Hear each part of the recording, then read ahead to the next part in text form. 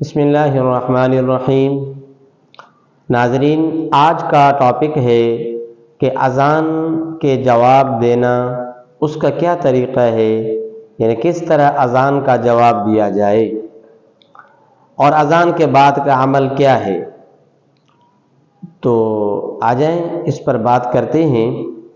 اذان حقیقت میں اذان کی معنی ہے اعلام، یعنی اعلان کرنا، اور اذان جو ہے یہ نماز کے لیے ہوتی ہے اور نماز فرض ہے، اور اذان کا جواب دینا یعنی اذان نماز کی تیاری میں لگ جانا۔ جیسے اذان شروع ہوئی، اب نماز کی تیاری میں لگ جانا، نماز کے لیے کوشش کرنا، یہ واجب ہے۔ باقی اذان کا جو جواب ہے وہ اذان کا جواب دینا مستحب عمل ہے۔ حدیث پاک میں آیا، جناب رسول اللہ صلی اللہ علیہ وسلم نے فرمایا کہ 4 شخص ایسے ہیں جو بے رخے ہیں اور سنگ دل ہیں اور سخت دل کے لوگ ہیں۔ نمبر 1 وہ جو کھڑے ہو کر کے پیشاب کرے، اور نمبر 2 کہ جو نماز پڑھنے کے بعد فوری طور پر اپنے پیشانی کو صاف کرے، جو تھوڑی بہت یعنی مٹی لگ جاتی ہے، اور تیسرا فرمایا کہ وہ شخص جو میرا نام میرا ذکر سنے اور اس کے بعد بھی مجھ پر درود نہ پڑے، اور چوتھا فرمایا وہ شخص جو اذان سنے اور اذان کے کلمات کا جواب نہ دے۔ اچھا جی، اب اس پہ آتے ہیں کہ اذان کا جواب کس طرح جو ہے وہ دیا جائے۔ تو اذان کا جواب دینا مستحب عمل ہے، اور وہی الفاظ دہرائے جائیں گے جو مؤذن ان کلمات کو کہتا ہے، تھوڑے سے فرق کے ساتھ۔ مثال کے طور پر مؤذن کہتا ہے اللہ اکبر اللہ اکبر، آپ بھی اسی طرح کہیں گے۔ مؤذن کہتا ہے اشہد ان لا الہ الا اللہ، آپ بھی اسی طرح کہیں گے۔ مؤذن کہتا ہے اشہد ان محمد رسول اللہ، آپ بھی اسی طرح کہیں گے۔ اور اگر مؤذن آگے کہتا ہے کہ حی علی الصلاۃ حی علی الصلاۃ، تو پھر اس کا جواب دینا لا حول ولا قوت الا باللہ۔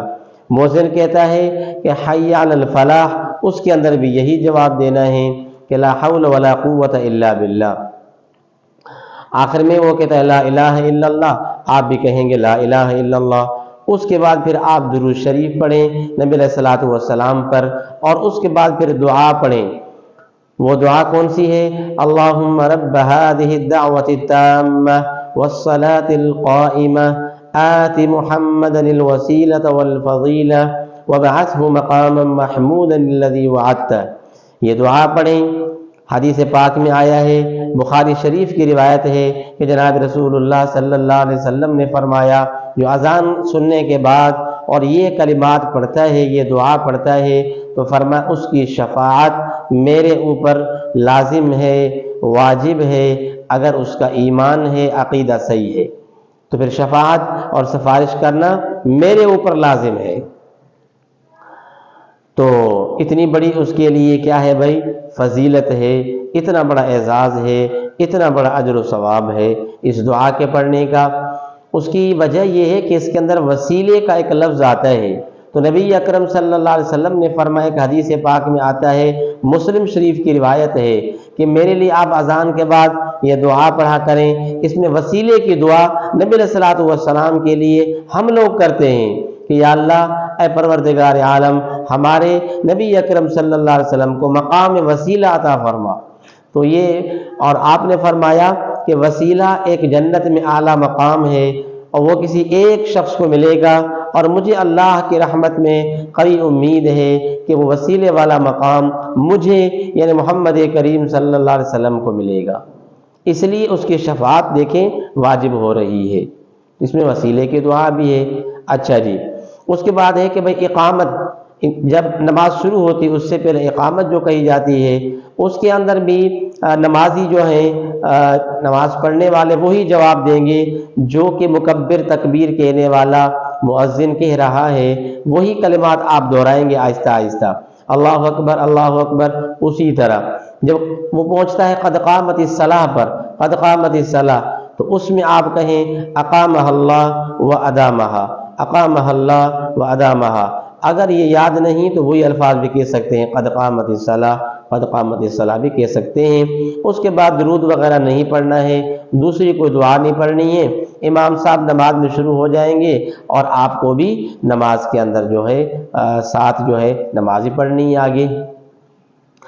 تو میں سمجھتا ہوں کہ یہ ہے طریقہ کار مکمل، اذان کے بعد کیا دعائیں ہیں اور کس طرح ہیں، یہ سب کچھ جو ہے الحمدللہ میں نے بتا دیا۔